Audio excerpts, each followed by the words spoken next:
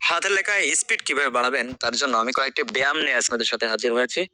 তো হাতের লেখা স্পিড বাড়াতে গেলে আপনাকে অবশ্যই কিছু ব্যায়াম করতে হবে।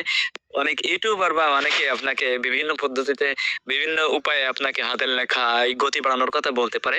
কিন্তু আমি আপনাকে যে কৌশল বা যে ব্যায়ামগুলো আজকে প্র্যাকটিক্যালি দেখাবো, সে ব্যায়ামগুলো হয়তো আপনি এর পূর্বে কখনো হয়তো দেখেননি। তো আজকের এই ভিডিওতে আমি আপনাদেরকে আপনাদের সাথে ৩ টা ব্যায়াম শেয়ার করতে যাচ্ছি।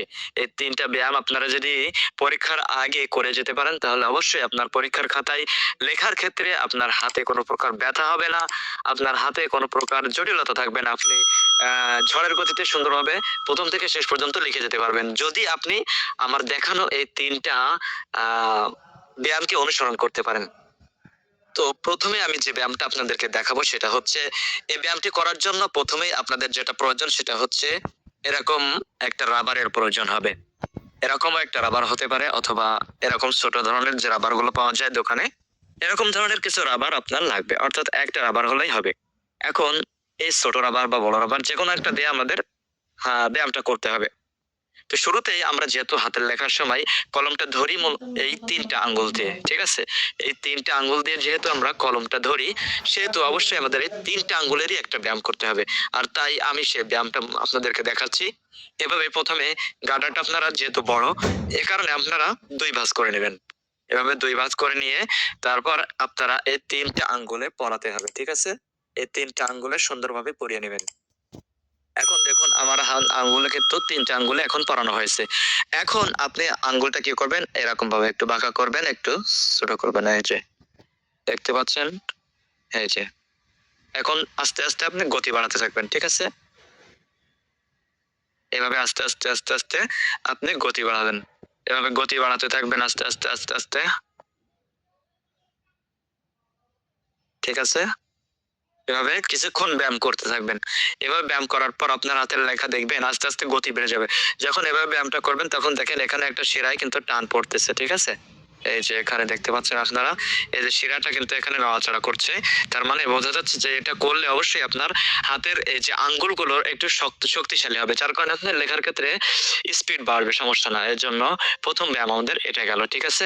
এভাবে করতে পারেন। আবার যদি আপনাদের কাছে ছোট এই গার্ডার গুলো বা ছোট এই রাবার গুলো থাকে, তারপর আপনারা ছোটগুলো পরিয়ে নিতে পারেন। এগুলো নিয়ে এভাবে একটু ব্যায়াম করতে থাকবেন। ঠিক আছে? এই যে এভাবে,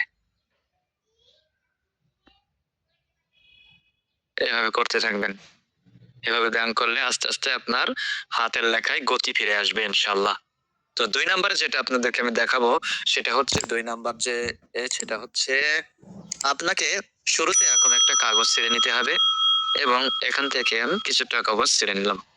তো এখানে কিছুটা কাগজ ছেড়ে নেওয়ার পরে আপনাকে যে কাজটা করতে হবে, আমরা যেহেতু ৩ আঙ্গুল দিয়ে লিখি আর আমরা ৩ আঙ্গুলেরই ব্যায়াম করব। যার কারণে আপনাকে এই একটা কাগজটা ছেড়ে নিয়ে আপনাকে এই ৩ টা আঙ্গুল দিয়েই ছোট্ট একটা বল তৈরি করতে হবে। অর্থাৎ অন্য কোনো আঙ্গুল এখানে কাজে লাগানো যাবে না। এই ৩ টা আঙ্গুল দিয়ে আপনাকে একটা বল তৈরি করতে হবে। ঠিক আছে? দেখুন আমি কিভাবে ৩ টা আঙ্গুল দিয়ে বলটা তৈরি করতেছি। এভাবে আপনারা বল তৈরি করবেন এবং ৩ টা আঙ্গুল ছাড়া যেন অন্য কোনো আঙ্গুলের সহযোগিতা না হয়। ঠিক আছে? এভাবে আপনারা একটা বল তৈরি করে ফেলবেন এবং এক পর্যায়ে দেখবেন আপনার হাতের লেখার ক্ষেত্রে এটা অনেক সাহায্য করবে। এটা যখন আমি কিছুক্ষণ করলাম এটা কিন্তু আমার হাতের ভিতরে প্রায় গোল হয়ে এসেছে। অর্থাৎ এটা একটা বলের আকর বলের আকার ধারণ করে ফেলেছে। এখন আপনারা দেখতে পাচ্ছেন আমি ৩ আঙ্গুল দিয়ে কিন্তু এটাকে একটা বল তৈরি করে ফেলেছি। ইতিমধ্যে দেখতে পাচ্ছেন আপনারা ক্যামেরায় যেটা একটা বলের মতো আকার ধারণ করছে।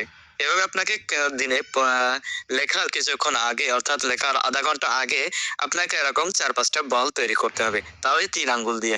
অন্য কোনো আঙ্গুলের সহযোগিতা এখানে নেওয়া যাবে না। এটা আপনার ২ নাম্বার ব্যায়াম ছিল।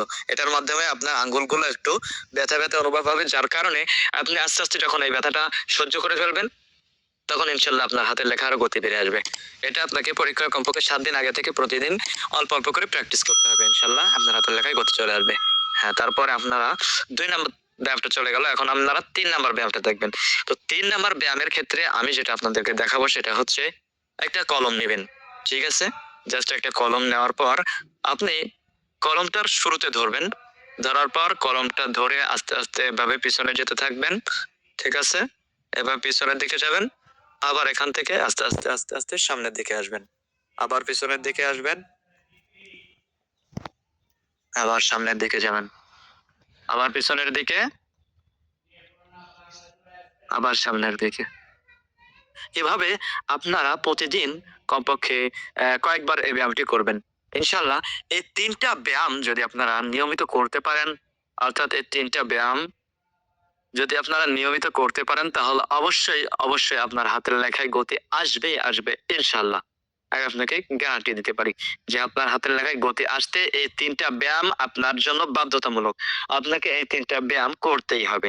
তাই আপনার প্রতি অনুরোধ থাকবে, আপনি যদি আমার চ্যানেলের নতুন দর্শক হয়ে থাকেন তাহলে অবশ্যই চ্যানেলটিকে সাবস্ক্রাইব করে পাশে থাকা বেল আইকনটি অন করে রাখবেন।